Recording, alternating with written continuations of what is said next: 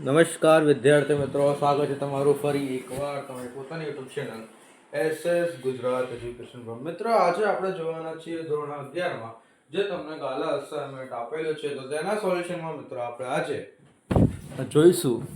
તો વિડીયોને મિત્રો અંત સુધી જોજો. વિડીયો ગમશે તો વિડીયોને લાઈક અને મિત્રો ચેનલને સબસ્ક્રાઇબ કરવાનું ભૂલતા નહીં. ઓકે, શરૂ કરીએ આપણે આજનું સોલ્યુશન. અને તે પહેલાં મિત્રો તમને જણાવી દઉં કે આપણે આજે આના અંદર એસપીસીસી વિભાગ સીના ભાગ 1ના પ્રકરણ નંબર 5નું સોલ્યુશન જોવાના છીએ. ઓકે, તો તમે જો આ સંપૂર્ણ ગાલા અસાઇનમેન્ટના સોલ્યુશનની પીડીએફ મેળવવા માંગતા હોય તો તમને જો સ્ક્રીન ઉપર મિત્રો મોબાઈલ નંબર આપેલો છે તેના પર કોલ કરી દેજો. સંપૂર્ણ ગાલા અસાઇનમેન્ટના સોલ્યુશનની પીડીએફ મિત્રો તમને માત્ર 150 રૂપિયામાં મળી જવાની છે. તો ફટાફટ કોલ કરીને મેળવી લેજો. ઓકે, શરૂ કરીએ પ્રશ્નો આપણા. એના અંદર છે મિત્રો પહેલા નંબરનો પ્રશ્ન તમારો છે કે પૂછપરછના પત્રમાં પૂછપરછનો ઉદ્દેશ કયો હોઈ શકે? ગમે તે 4 ઉપદેશો જણાવો.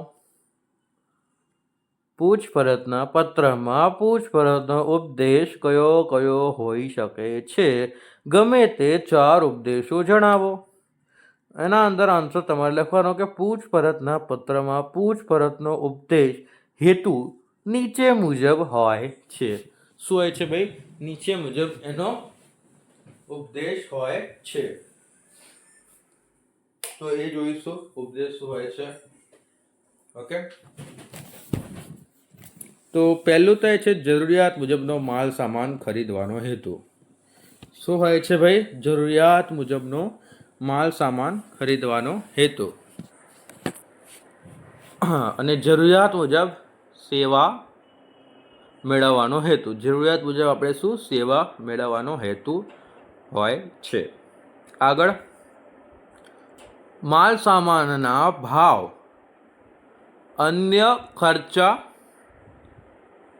તેમજ શરતોની માહિતી મેળવવાનો હોય છે. મેળવવાનો હેતુ. માલ સામાન ભાવ, અન્ય ખર્ચા તેમજ શરતોની માહિતી મેળવવાનો હેતુ. ત્યારબાદ નાણાકીય ચૂકવણી ની વિવિધ રીતો જાણવાનો હેતુ. નાણાકીય ચૂકવણીની વિવિધ રીતો જાણવાનો પણ એનો હેતુ હોય છે. ત્યારબાદ મિત્રો તમારો બીજા નંબરનો પ્રશ્ન છે પૂછપરછના પત્રો લખવા માટે ધ્યાનમાં રાખવા લાયક મુદ્દો જણાવો. પૂછપરછના પત્ર લખવા માટે ધ્યાનમાં આપણે રાખવામાં લાયક જેટલી પણ બાબતો છે તો એ બાબતો જણાવવાની. તો કે એના અંદર પહેલું છે ગમે તે 4 મુદ્દા. એના અંદર પહેલું, વેપારીઓ પૂછપરછના પત્રો લખવા માટે ધ્યાનમાં લાયક મુદ્દા નીચે મુજબના છે. તો એના અંદર આ મુજબના કેટલાક મિત્રો મુદ્દા આવે છે, તો એ જોઈશું. પૂછપરછના પત્રની શરૂઆતમાં વેપારી પેઢીનો પરિચય ટૂંકમાં આપવો જોઈએ. ટૂંકમાં એનો પરિચય એમને આપવો જોઈએ. ઓકે, ત્યારબાદ બીજું છે પત્રમાં પૂછપરછ કરવાના ઉપદેશની સ્પષ્ટતા કરવી જોઈએ. પૂછપરછ જે કરવાનો પત્ર છે એની શું કરવી જોઈએ ભાઈ? સ્પષ્ટતા કરવી જોઈએ.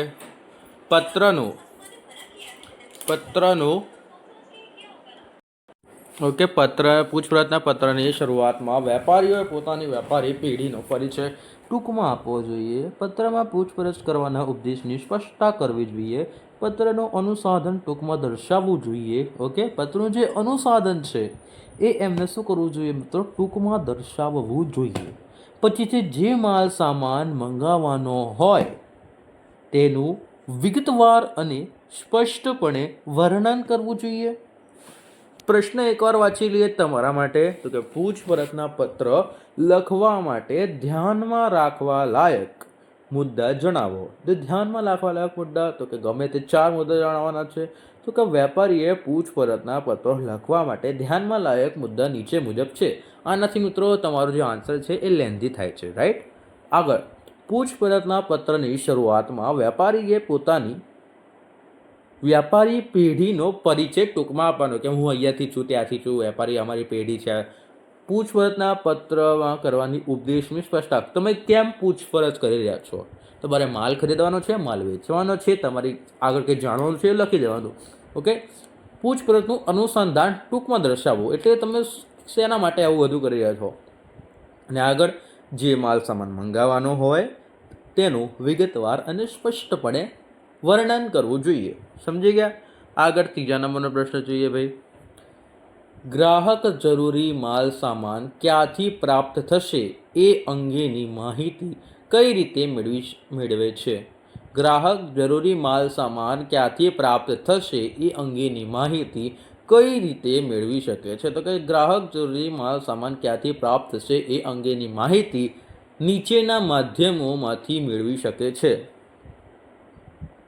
ગ્રાહક જરૂરી માલ સામાન ક્યાંથી પ્રાપ્ત થશે એ અંગેની માહિતી એ નીચેના માધ્યમોમાંથી મેળવી શકે છે. પહેલું છે વર્તમાનપત્રોની જાહેરાતો દ્વારા.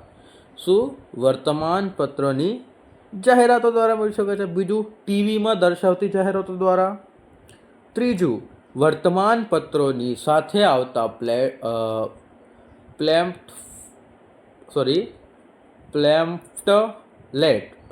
પેમ્પલેટ છે, વાંચવા મારી ભૂલ થઈ ગઈ. વર્તમાનપત્રોને આવતા પેમ્પલેટ, ચોપાનિયા તેમજ ફરફરિયા દ્વારા આપણે માહિતી મેળવી શકીએ છીએ. ગ્રાહકો જરૂરી માલ સામાન ક્યાંથી પ્રાપ્ત, એટલે કે તમે જો પેપરમાં એડવર્ટાઇઝમેન્ટ જુઓ છો, ટીવીમાં એડવર્ટાઇઝમેન્ટ જુઓ છો, તમને ખાય ને કે આપણો શું કહેવાય, અક્ષય કુમાર વિમલ ખાય છે, પછી ઓલો અજય દેવગન વિમલ ખાય છે, તો આપણે વિમલ ખાઈએ એવું ના ભાઈ. ઓકે. તો એવું મુજબ તમને માહિતી એડવર્ટાઇઝમેન્ટ દ્વારા મળતી હોય છે. મોસ્ટ ઓફલી જાહેરાતો દ્વારા, તો વર્તમાનપત્રોની જાહેરાતો, ટીવીમાં દર્શાવતી જાહેરાતો, મેનિપકો પેન્સ આવે છે ને, વર્તમાનપત્રોની સાથે આવતા પ્લેટફોર્મ, ચોપાનિયા તેમજ ફરફરિયા દ્વારા, રસ્તા પર લગાવેલ જાહેરાતના હોલ્ડિંગ્સ જે આપણે જોતા હોઈએ ને, ઓલું તારક મહેતામાં નહોતો એ બબીતાનો ગુટકા પાન મસાલાવાળા હોલ્ડિંગ લગા દિયા. પછી પ્રદર્શન કે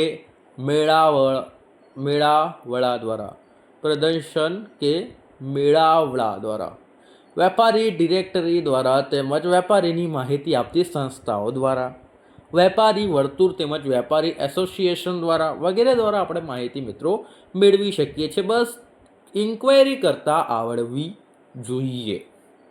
ઇન્ક્વાયરી કરતાં આવડી ગયું ને તો ભાઈ તમને કોઈ કમી નહીં, જે માહિતી જોઈએ બધી મળી જાય. અને આજકાલ તો એઆઈનો જમાનો આવી ગયો છે, તો બધું કામ આજકાલ એઆઈ દ્વારા થાય છે. અને હવે 10 વર્ષ પછી કોઈ જ કામ એવું નહીં હોય જે એઆઈ નહીં કરી શકે, બરાબર? તો ધ્યાન રાખજો જરા પોતાનું. ગ્રાહક કે વેપારી એને જોતા પહેલાં મિત્રો, ચોથા નંબરનો પ્રશ્ન જોતા પહેલાં તમે જો આ સંપૂર્ણ ગાલા અસાઇનમેન્ટના સોલ્યુશનની મિત્રો પીડીએફ મેળવવા માંગતા હોય તો તમને જે સ્ક્રીન ઉપર મોબાઈલ નંબર આપેલો છે તેના પર કોલ કરી દેજો મિત્રો. માત્ર 150માં તમને સંપૂર્ણ ગાલા અસાઇનમેન્ટના સોલ્યુશનની પીડીએફ મળી જવાની છે. તો ફટાફટ કોલ કરીને આ સંપૂર્ણ ગાલા અસાઇનમેન્ટના સોલ્યુશનની મિત્રો પીડીએફ મેળવી લેજો. ઓકે, તો આગળ વધીએ આપણો. અને ચેનલને ભાઈ સબસ્ક્રાઈબ અને વિડીયોને લાઈક કરવાનો ભૂલતા નહીં. ઓકે, ચોથા નંબરનો પ્રશ્ન છે, ગ્રાહક કે વેપારી વેચાણકર્તા પાસેથી કયા કયા પત્રકો મંગાવે છે તેની ટૂંકમાં સમજૂતી આપો. ગ્રાહક કે વેપારી વેચાણકર્તા પાસેથી કયા પત્રકો મંગાવે છે તેની ટૂંકમાં સમજૂતી આપો. તો કે ગ્રાહક કે વેપારી વેચાણકર્તા પાસેથી નીચેના મુજબના પત્રકો મંગાવે છે. ઓકે, તો એ નીચેના પત્રકો કયા કયા છે તમને નીચે આપેલું છે, રાઈટ. તો એ જોઈશું. ભાવપત્ર. ઓકે, ભાવપત્ર મંગાવશો કે આ પત્રમાં પેઢીના વિવિધ પ્રકારના માલ સામાનની ઉત્પાદિત વસ્તુની કિંમત દર્શાવવામાં આવે છે. ભાવપત્રમાં આ પત્રકમાં પેઢીના વિવિધ પ્રકારના માલ સામાનની ઉત્પાદિત વસ્તુની કિંમત દર્શાવવામાં આવે છે. આગળ છે સૂચિપત્રક. સૂચિપત્રમાં આ પત્રમાં પેઢીના વિવિધ પ્રકારના માલ સામાનનું ઉત્પાદિત વસ્તુઓનું રંગીન ચિત્ર સહિત વર્ણન દર્શાવવામાં આવે છે. સૂચિપત્રમાં આ પત્રકમાં પેઢીના વિવિધ પ્રકારના માલ સામાનોનું અથવા ઉત્પાદનોનું વસ્તુનું રંગીન ચિત્ર સહિત વર્ણન દર્શાવવામાં આવે છે. પછી છે કેવોટેશન. કેવોટેશનમાં શું છે કે આ પત્રકમાં પેઢીના વિવિધ પ્રકારના માલ સામાન અથવા તો ઉત્પાદનના ભાવતાલ અને અન્ય ધંધાકીય શરતો દર્શાવવામાં આવે છે, અને જેને ભાવતાલ અને અન્ય શરતો દર્શાવ પત્રક પણ કહેવામાં આવે છે. કોવોટેશનમાં શું છે કે આ પત્રકમાં પેઢીના જે વિવિધ પ્રકારના માલ સામાન અથવા તો ઉત્પાદનના જે ભાવતાલ અને અન્ય ધંધાકીય શરતો, કેમ કે ભાવતાલ કરતા હોય છે અને અંદર ધંધાકીય શરતો કરતા હોય છે, તો એ દર્શાવવામાં આવે છે. જેને ભાવતાલ અને અન્ય શરતો દર્શાવતો પત્રક પણ એને કહેવામાં આવે છે. જે દર્શાવવામાં આવે છે એ એને નામ આપવામાં આવ્યું છે. ઓકે, 5મા નંબરનું છે ભાઈ કે નીચેના શબ્દોની પત્રકોની ટૂંકમાં સમજૂતી આપો. ઓકે, નીચેના શબ્દોની ટૂંકમાં સમજૂતી આપવાની છે.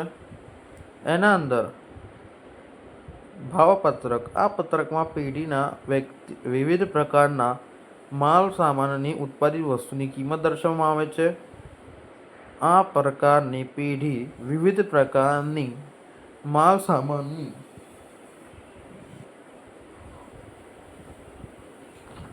ભાવપત્રક. આ પત્રકમાં પેઢીના વિવિધ પ્રકારના માલ સામાનની ઉત્પાદિત વસ્તુની કિંમત દર્શાવવામાં આવે છે. સૂચિપત્ર. આ પત્રકમાં પેઢીના વિવિધ પ્રકારના માલ સામાનનું ઉત્પાદન, વસ્તુઓનું રંગીન ચિત્ર સહિત વર્ણન સેમ ટુ સેમ છે, બધું ઉપર હતું એ જ દર્શાવવામાં આવે છે. ઓકે, આગળ છે ત્રીજું કોવેટેશન. આ પત્રકમાં પેઢીના વિવિધ પ્રકારના માલ સામાન ઉત્પાદનના ભાવતાલ અને અન્ય ધંધાકીય શરતો દર્શાવવામાં આવે છે, જેને ભાવતાલ અને અન્ય શરતો દર્શાવતું પત્રક પણ કહેવામાં આવે છે. મિત્રો, આથી આપણું આ સોલ્યુશન કમ્પ્લીટ થાય છે. વિડીયો ગમે હશે તો વિડીયોને લાઇક અને મિત્રો ચેનલને સબસ્ક્રાઇબ કરવાનું ભૂલતા નહીં. ઓકે, તો મિત્રો મળીએ નેક્સ્ટ વિડીયોમાં. Thank you for watching. Okay, next video જોતા રહેજો. આપણો નેક્સ્ટ વિડીયો આવશે મિત્રો આ ટોપિક પર, ભાગ 1ના પ્રકરણ નંબર 7 પર. ઓકે, મળીએ નેક્સ્ટ વિડીયોમાં.